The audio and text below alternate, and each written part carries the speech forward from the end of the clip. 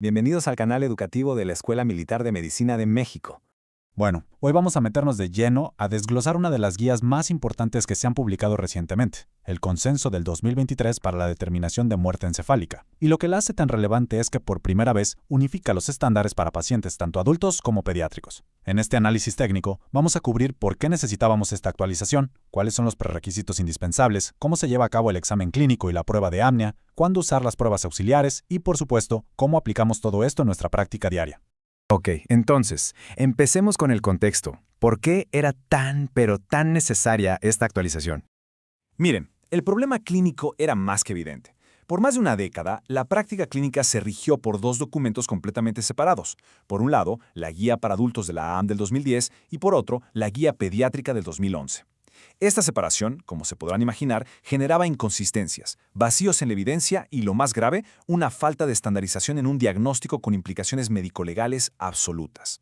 La nueva guía de consenso publicada en Neurology por Greer y un panel multidisciplinario viene a resolver precisamente esto.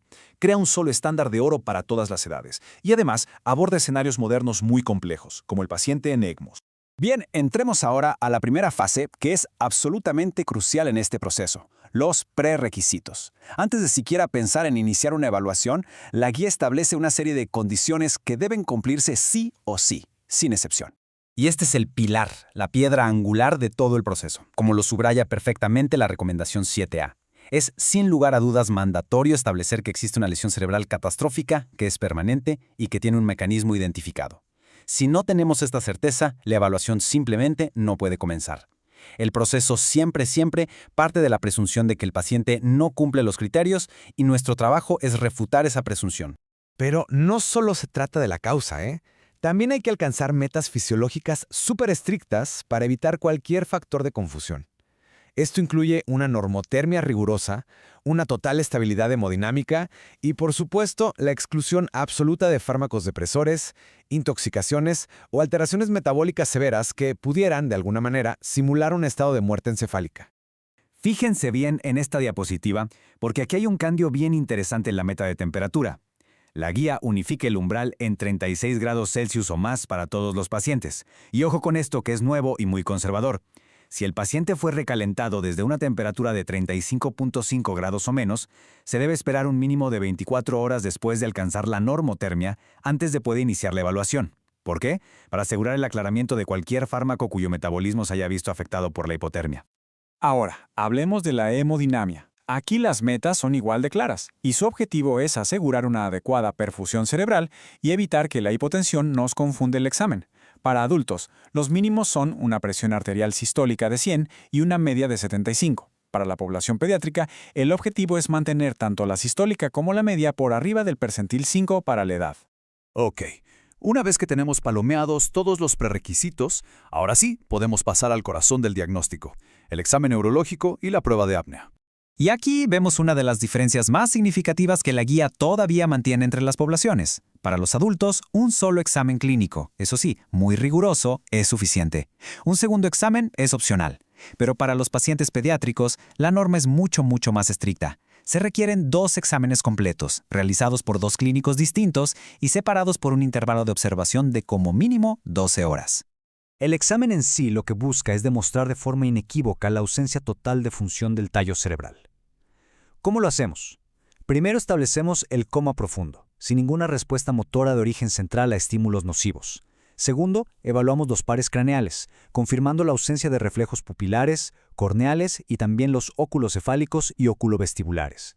Después exploramos los reflejos de las vías respiratorias bajas, buscando la ausencia total de respuesta tusígena y nauseosa.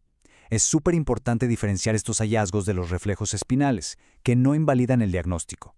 Y en lactantes, la evaluación se amplía para incluir la ausencia de reflejos de succión y búsqueda. Y bueno, la prueba de apnea. Esa es la confirmación definitiva de que no hay función respiratoria central. El procedimiento tiene que ser meticuloso para garantizar la seguridad del paciente. Empezamos con una preoxigenación agresiva para crear una buena reserva de oxígeno. Luego, normalizamos el pase O2 basal justo antes de desconectar el soporte ventilatorio, pero manteniendo una oxigenación pasiva. Durante 8 a 10 minutos observamos muy de cerca cualquier mínimo esfuerzo respiratorio para finalmente tomar una gasometría que documente que logramos el estímulo hipercápnico y acidótico que buscábamos. Entonces, el punto crucial es este. La nueva guía define objetivos muy específicos. Para que una prueba sea positiva y consistente con muerte encefálica, no solo necesitamos la ausencia de esfuerzo respiratorio, también necesitamos la confirmación gasométrica de un PaCO2 mayor o igual a 60, un aumento de al menos 20 puntos sobre el basal y, esto es muy importante, un pH arterial por debajo de 7.30. Esta combinación de hipercapnia y acidosis es el estímulo máximo que podemos darle a los quimiorreceptores del bulbo raquídeo.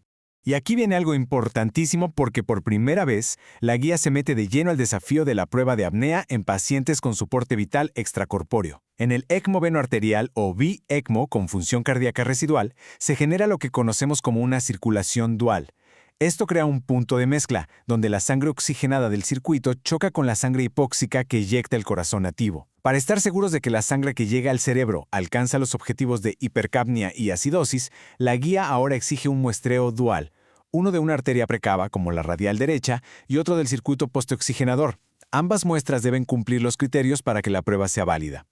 Ahora, hablemos de las pruebas auxiliares. Y aquí es fundamental entender algo desde el principio. No son una alternativa al examen clínico, sino un complemento para situaciones muy específicas.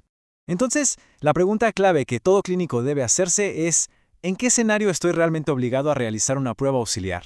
Y la respuesta, la verdad, es muy puntual. La guía las hace mandatorias solo cuando el examen clínico o la prueba de apnea no pueden ser completados en su totalidad o de forma segura, o cuando los resultados son ambiguos. Por ejemplo, en un trauma facial severo que impide evaluar los reflejos craneales, o una inestabilidad cardiopulmonar que contraindica la apnea, o incluso movimientos que nos generan dudas sobre si son de origen espinal o central. Y ojo con esta tabla, porque aquí vemos uno de los cambios más grandes de la guía. Ahora se priorizan las pruebas que demuestran ausencia de flujo sanguíneo cerebral. Y lo que es muy importante, el electroencefalograma, los potenciales evocados, la angio-TC y la angio-RM ya no se recomiendan. ¿Por qué? Porque estudios como el EEG pueden ser suprimidos por sedantes o hipotermia y no confirman el ceso irreversible de la función de todo el encéfalo. Y para la angio-TC y RM, la evidencia todavía no es lo suficientemente robusta para estandarizar su uso en este diagnóstico. Muy bien, para ir cerrando, vamos a sintetizar los puntos más relevantes de esta guía para nuestra práctica clínica. Un punto que podría parecer administrativo, pero que legalmente es crítico. La hora de muerte se establece con total precisión en el momento en que se obtiene el resultado concluyente, ya sea el reporte de la gasometría final de la prueba de apnea o la documentación de la interpretación de la prueba auxiliar que confirma la ausencia de flujo cerebral.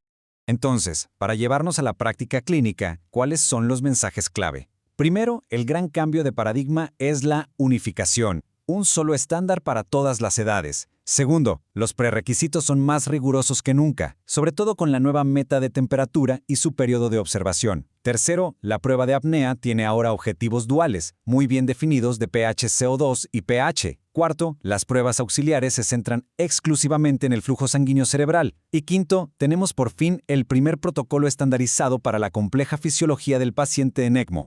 Y todo esto nos lleva a una reflexión final que es ineludible.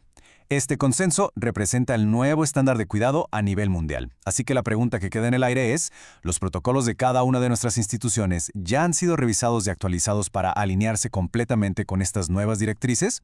Este análisis se ha basado fundamentalmente en la guía de consenso de Greer y colaboradores publicada en Neurology en 2023, así como en las guías previas que, por supuesto, establecieron el fundamento para esta gran actualización. Este video fue producido por el general de brigada médico cirujano Humberto Carrasco Vargas. Muchas gracias por su atención.